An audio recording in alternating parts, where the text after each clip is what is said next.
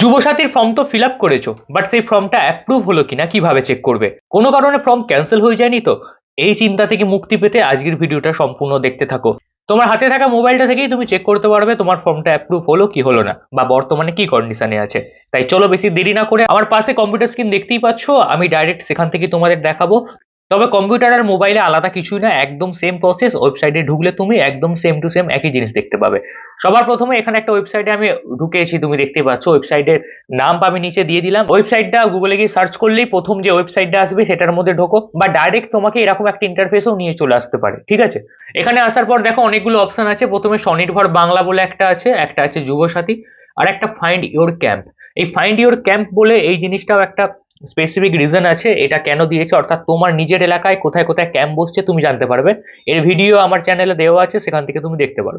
যাই হোক, তো মূল কথা হলো তোমার যুবসাথীর তুমি অ্যাপ্লিকেশনটা চেক করবে। এখান থেকে যে বাংলার যুবসাথী আছে এটার উপর ক্লিক করো। ক্লিক করার পরই দেখো তোমার কাছে একদম একটা নতুন ইন্টারফেস চলে এলো, যেখানে কি কি ডকুমেন্টস তুমি দিয়েছিলে সেগুলো এখানে দেখিয়ে দেবে। একটু মিলিয়ে নেবে যে এই প্রত্যেকটা ডকুমেন্টস তুমি দিয়েছিলে কিনা।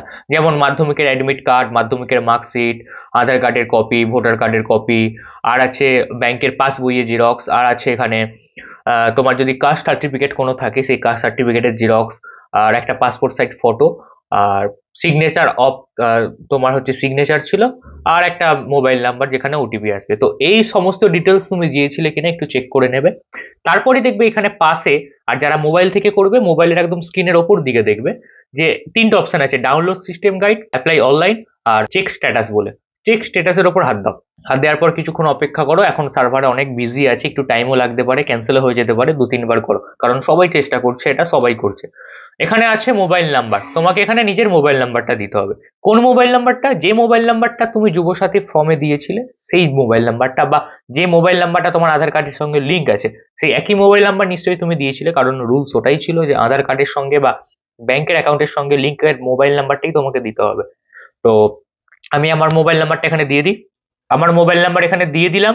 দেওয়ার পরে এখানে দেখো সলভ বলে একটা জিনিস আছে, যে এটা তোমাকে ক্যালকুলেশন করে বসাতে হবে অ্যান্সারটা। 12+4 হচ্ছে 14, দিয়ে দিলাম। দিয়ে গেট ওটিপির মধ্যে হাত দিলেই তোমার মোবাইল নাম্বার একটা ওটিপি আসবে।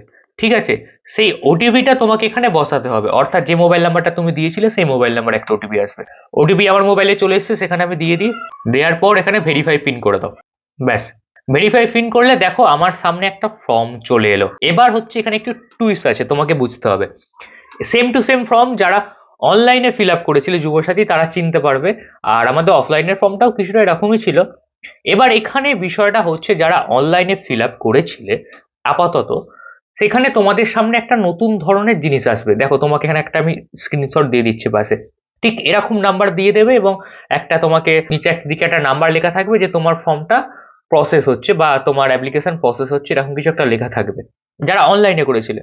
কিন্তু যারা অফলাইনে করেছিলে বা ক্যাম্পে গিয়ে পেপার জমা দিয়েছিলে, তাদের যদি এরকম ইন্টারফেস আসে, তাহলে তুমি বুঝবে যে তোমার যে অ্যাপ্লিকেশনটা জমা হয়েছিল সেই অ্যাপ্লিকেশনটা এখনো এই দপ্তরে কাগজের মধ্যেই বাঁধা পড়ে আছে। ঠিক আছে, মানে অ্যাপ্লিকেশন গুলো এখনো অব্দি কম্পিউটারে ইনপুট করা হয়নি। আর যদি অনলাইনের মতো কোনো রকম একটা লেখা দেখায়, সেই লেখাটা তুমি বুঝতে পারবে যে তোমার যে ডকুমেন্টসটা দিয়েছিলে তুমি, বা তুমি যে অফলাইনে ফর্ম ফিল আপ করেছিলে ক্যাম্পে গিয়ে, সেই ফর্মের অ্যাপ্লিকেশন গুলো তারা ওয়েবসাইটে আপডেট করে দিয়েছে।